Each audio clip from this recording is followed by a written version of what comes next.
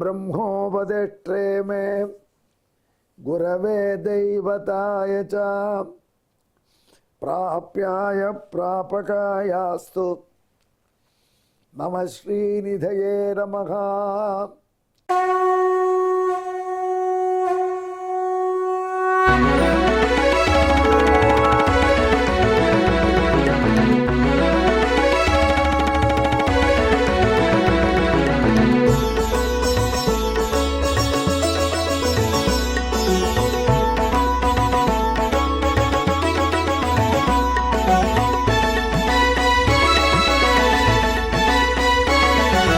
सहस्रनामं सहस्रनामं श्रीवेङ्कटेश सहस्रनामं सहस्रनामं सहस्रनामं श्रीवेङ्कटेश सहस्रनामम्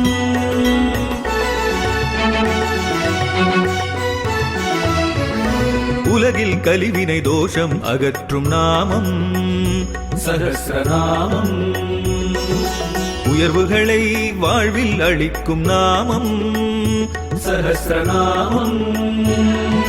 திருமலையில் தினம் அர்ச்சனை நடைபெறும் நாமம் சகஸ்ரநாமம்.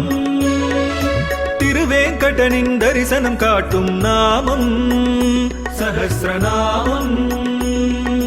सहस्रनामं सहस्रनामं श्रीवेङ्कटेश सहस्रनामं सहस्रनामं सहस्रनामं श्रीवेङ्कटेश सहस्रनामम्.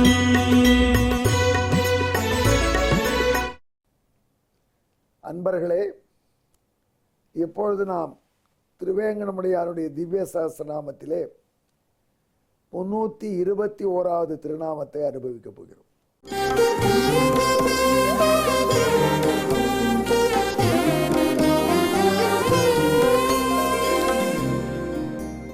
முதலிலே வெங்கடேசருக்கு நன்றி தெரிவித்து விட்டு தொடங்கும். நமோ வெங்கடேசாயா. நாரதர் அல்லவா வசிஷ்டருக்கு இந்த திருநாமங்களை தொகுத்து சொல்லிட்டு வரார். அவருடைய ஒரு அனுபவத்தை சொல்றார். நாரதருக்கு எவ்வளோ பிடிச்சவர், உலகுக்கு ஞானம் கொடுப்பவர் என்றாலும் சமயத்தில் கொஞ்சம் ஈகோ வந்துடும். நம்மை போல நாராயண பக்தர்கள் யாரும் இல்லை என்று. இதுதான் நமக்கு பெரிய கஷ்டம். நம்மை போல் மற்றவர் இல்லை என்று நாம் நினைக்க தொடங்கும் பொழுது ப்ராப்ளம் வந்து. நாரதர் அப்படித்தான். தன்னை விட நாராயண பக்தி உள்ளவர்கள் இல்லை என்று எண்ணுவார். சமயத்தில் அதனால் அடிபடுவார், திருந்துவார். அதன் மூலம் நமக்கும் பாடம் சொல்வார். வசிஷ்டருக்கு 1000 திருநாமங்களை சொல்லும்பொழுது நாரதருக்கு ஒரு நினைவு அலையிலே வந்த நிகழ்ச்சி. அதை வைத்து இந்த திருநாமத்தை அவர் சொல்றார் என்று புரிந்து கொள்ளும். ரொம்ப ரகசியமான விஷயம் இது. வெங்கடேஸ்வர திருநாமத்துக்கு வியாக்கியானம் எழுதுபவர்கள் அப்படியே உரையை சொல்வார்கள், எழுதியிருக்கிறார்கள், நிறைய புஸ்தகங்கள் இருக்கு. ஆனால் இந்த திருநாமத்தின் பின்னணி என்ன என்பது எனக்கு சரியா பிடிபடலை. அப்பொழுது திருவேங்கடமுடையான் திருவடியிலே சரணம் புகுந்தேன். இப்போ நாரதர் ஏன் இப்படி ஒரு திருநாமம் சொல்லியிருக்காரு, இது எப்படி பொருந்துறது, அப்படி ஒரு அவர்கள் சொல்கிற அர்த்தங்கள் சரியா இல்லையே என்று திருவேங்கடமுடையான் கனவில காட்சி தந்து ஒரு நிகழ்ச்சியை காண்பித்தான். நண்பர்களே, நம்புங்கள். அதன் அடிப்படையில் இந்த திருநாமத்தை புரிந்து கொண்டேன், உங்களுக்கும் சொல்கிறேன். நாரதர் கோகுலத்தில் அப்படியே சுற்றுவார். கிருஷ்ணனை மட்டும் பார்க்க மாட்டார். அவருடைய அடியார்கள் எப்படி அவனை வழிபடுவார்கள், எப்படி அவருடன் நடந்து கொள்கிறார்கள் எல்லாம் பார்ப்பார். ஒம்புக்காரர் இல்லையா, பிரஸ்காரர். நாரதருக்கு எப்பொழுது 2 பேருக்கு சண்டை போட்டி விட்டு அவர்கள் சண்டை போடுவதை பார்த்து நாராயணா நாராயணா சொல்லி குஷியாக இருப்பது வழக்கம். ஏதேனும் ஒரு சாக்கு பிடித்து சண்டை விட்டுருவார். இது நான் சொல்லலை, அவருடைய அந்தரங்க சிஷ்யர் வால்மீகியே சொல்கிறாரு, நிறைய தடவை சொல்லியிருக்கேன். சகி கேளிகரோ விப்ரா நித்தியஞ்ச சமரப்பிரியா. நாரதருக்கு வேடிக்கை ரொம்ப பிடிக்கும். தினந்தோறும் யாராவது சண்டை போட்டால் இன்னொரு பிடிக்கும். எப்படா சண்டை முட்டி விடலான்னு வாழ்வை ஆப்பர்ச்சுனிட்டி எதிர்பார்க்கக்கூடிய கேரக்டர் தான் அவர். அப்போ நகைப்பார் சில பேர் செய்வதை பார்த்து. அவர் கோகுலம் ஒரு நாளைக்கு போனார். அங்கே போனால் ஒரு கோபியின் வீட்டில் ஒரு அதிசயத்தை பார்த்தார். அவள் முன்னாடி கண்ணபிரான் விக்கிரகம் வச்சிருக்கான். வேணுகான விசாரதன் விக்கிரகம், வேணுகான பிரவீணன் விக்கிரகம். புல்லாவிளைத்தபடி கண்ணபிரான் காட்சி தருகிறான்.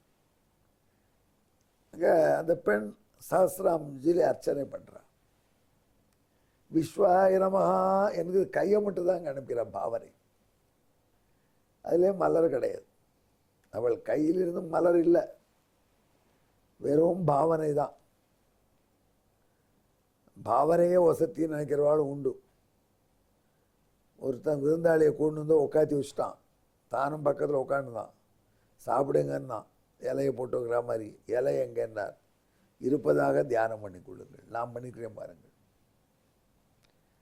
இலையிலே சாதம் போட்டு விட்டதாக தியானம் பண்ணுங்கள்லாம், அதில் நெய் பரிமாறியதாக தியானம் பண்ணுங்கள்லாம், அதன் பிறகு பரிசேச்சனம் பண்ணுவதாக தியானம் பண்ணுங்கள், அதற்கப்புறம் பிராணாகுதி பண்ணுவதாக தியானம் பண்ணுங்கள், கோவிந்தாயனமான்னு சொல்லி கபலத்தை உள்ளே போடுங்கள், ஒவ்வொரு கபலமாக உள்ளே தள்ளுங்கள். அப்படிங்கிறா ஒன்றும் இல்லை, எல்லாம் அபிநயத்தில் நடக்குது.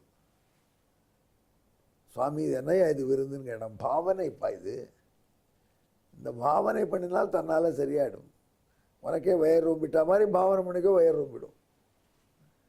இந்த சமாராதனை என்ன இருக்குது, இப்படி எல்லாருக்கும் நம்ம போட்டுடலாமே நமக்கு தோணும். அந்த மாதிரி அந்த பெண் பூஜை பண்ணுறான், பாவனையில் பண்ணுறான். விஸ்வாய நமகா அப்படிங்கிறா, வெறும் கைதான். விஷ்ணவே நமகா கையை தான் வைக்கிறா. நாரதர் பார்த்தது பெண் பலா கில்லாடியா இருக்கலே, பாவனை விருது பண்ணுற போல இருக்கு அப்படின்னு நினச்சி கண்ணபிரானை பார்த்தார். கண்ணபிரான் சிரிச்சான், விக்கிரகத்தில் இருக்கிறவன். நாரதர் பார்த்தார், இந்த பொண்ணை கேட்கணும்னு. ஏம்மா பொண்ணை நிறுத்துனார். பெண் பார்த்தா, நாரத முனிவரா, ஏன் நிறுத்தணும், அர்ச்சனை ஏன் நிறுத்தணும், நீங்களும் கூட உட்காந்து பண்ண வேண்டியதானே. இல்லை பெண்ணே, ஒரு மலரும் இல்லை ஒன்றும் இல்லை, வெறும் கையை அப்படி காமிச்சுட்டே இருக்கு, இது உனக்கே அதிகமாக தெரியல. ஏதோ நந்தியாவட்ட பூவும் தோட்டத்துக்கு எடுத்துகிட்டு போக வேண்டியதானே. வாசனை உள்ள பூ வேண்டாம், பகவானுக்கு வாசனை உள்ள நல்ல புஷ்பத்தை சமர்ப்பிக்கணும். அது முடியலைன்னா நந்தியாவட்டை கூட சமர்ப்பிக்கலாம். நந்தியாவட்டையில் வாசனையே வர, பூ மட்டும் வெள்ளை வெள்ளையே இருக்கும், பால் போட்டு அழகாக வரும். அது உங்கள் வீட்டு தோட்டத்திலே இருக்கே பெண்ணே, அதை கொண்டு வந்து போடுவாயா. புரிவதும் புகை பூவேன்னு ஆழ்வார் பாடுறேன். எந்த மாதிரியான பூவாக இருந்தாலும் உனக்கு காஸ்ட்லி பூ கூட வேண்டாம்.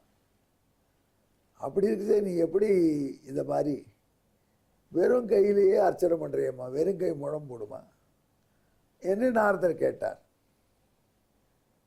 சுவாமி நான் சஹஸ்ரநாம அர்ச்சனை பண்ணினேன், எப்போ நிறுத்தினீர்னு கேட்டான். இப்போதான் 10 திருநாமம் சொன்னேன். விஸ்வாயிரமா, விஷ்ணவேரமா, காராயிரமா, பூதபிவத்மவேரமா, பூதகிருதமா, பூதபிரதேனமா, பாவாயிரமா, பூதாத்மனமா, பரமாத்மனமா, முக்தானாம் பரமாகதேனமா. 10வது திருநாமம் கேட்டீரா? கேட்டேன். 10 முறை கை அப்படி வச்சேனா பார்த்தீரா? பார்த்தேன். வைத்த பொழுது என்ன நடந்ததுன்னு உங்களுக்கு தெரியுமா? என்ன நடந்தது? கண்ணன் திருவடியை பாருங்கள் காண்பித்தாள். 10 தாமரை. நாரதர் பார்த்தார், நம்மளுக்கே இப்படி மயக்கம் வந்தது. வெறுங்கை இந்த பெண் வச்சிருக்கா, அதில் 10 தாமரை காண்பிக்கிறான். மாயாவி நமக்கு என்ன சொல்கிறான்? மாயாவியான வேணுகோபாலன் சிரித்தான். நாரதரே, அந்த பெண்ணினுடைய கையே தாமரை சுவாமி. அவள் வெறுங்கையை வச்சாலே அது தாமரை வச்சா மாதிரி எனக்கு தெரியுது. அவளுடைய கை ஒரு அம்புஜம், கைவண்ணம் தாமரை எனக்கு பாடுறீங்க. அவள் கை தாமரை போல. அவள் கையை இப்படி வைக்கும் பொழுது என் காலில் ஒரு தாமரை பூ வைத்தால் போல எனக்கு குளிர்ச்சியாக இருக்குது, மனமாக இருக்குது, மகிழ்ச்சியாக இருக்குது. அதனால ஒரு தாமரை பூன்னு கணக்கு பண்ணுறேன். இது உமக்கு புரியலை. அவள் வெறுங்கையை வைக்கிறான்னு நினச்சி அந்த பாவனையில் அந்த கை தாமரை பூவாக ஆயிடுத்து. அதனால இவ்வளோ தாமரை பூ என் கையில் காலடியில். இப்போ புரிகிறதா கோபிகளை பற்றி என்று கண்ணபிரான் சொன்னான். நாரதர் விழுந்து வணங்கினார்ப்பா, தெரியாதனமாக சொல்லிட்டேன்டாப்பா கிருஷ்ணா, நீ எப்படியெல்லாம் ஏற்றுக்கிறேன்னு எனக்கு இப்போ தான் தெரியுது. பாவகிராகி ஜனார்தனான்னு பெரியவா சொல்கிறான். மந்திரம் தப்பாக சொன்னால் கூட பகவான் சொல்கிறவன் தனக்குன்னு கொடுத்தான்னா அதனுடைய பாவத்தை மட்டும் கிரகித்து மிஸ்டேக்கை இக்னோர் பண்ணுறான்னு சொல்கிறான். இந்த பொண்ணு வெறுங்கையை வச்சு முழம் போட்டேன்னு நினச்சேன். அதையும் தாமரையாக ஏற்றுக்கொண்டிருக்கேன்.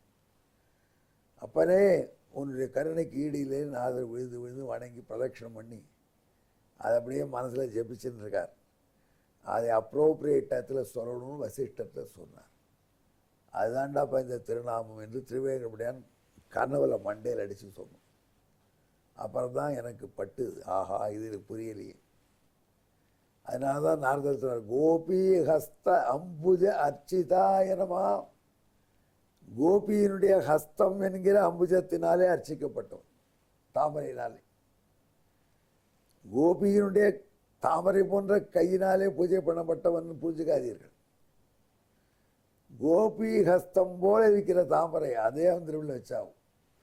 அந்த திருவிழியில் அவளுடைய கைப்பட்ட போதெல்லாம் தாமரை பூ வைத்தது போல எம்பெருமானுக்கு சந்தோஷம், பரவசம் வந்து.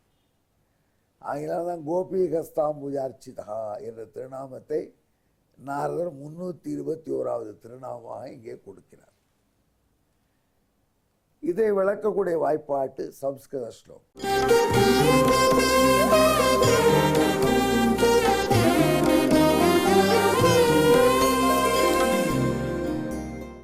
கோபி வினா புஷ்பம் முக்தா சார்ச்ச நாரதா தத்தஸ்தம் அம்புஜஞ்சாதம் கோபி ஹஸ்தாம்புஜார்ச்சிதா. உங்களால் தாமரை பூ வைக்க முடியல, மல்லிகைப்பூ வைக்க முடியல, நந்தியாவட்டை கூட வைக்க முடியல.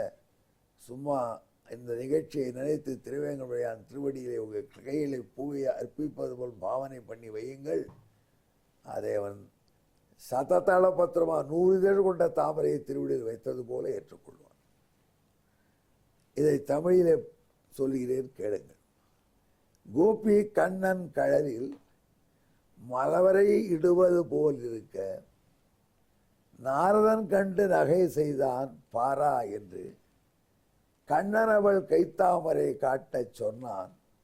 கோபி ஹஸ்தாம்புஜார்ச்சிதன் என்றே ஒரு திருநாமம் தன்னை எங்கே என்னுடன் கலந்து திருவேங்கடமுடியான் நெடியோன் அவன் குன்றத்திலே உள்ள பெருமான் அவனுடைய திருவடியையும் திருவிழுவதையும் தியானம் பண்ணி கொண்டு ஜெபியுங்கள்.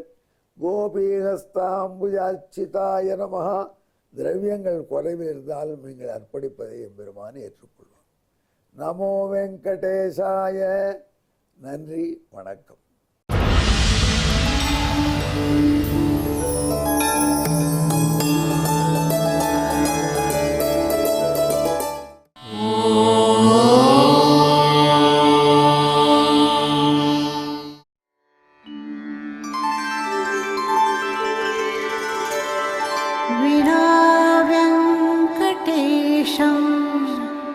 ननाथो ननाथः सदा वेङ्कटेशं स्मरामि स्मरामि. हरे वेङ्कटेश प्रसीद प्रसीद. प्रियं वेङ्कटेश प्रयच्छ प्रयच्छ.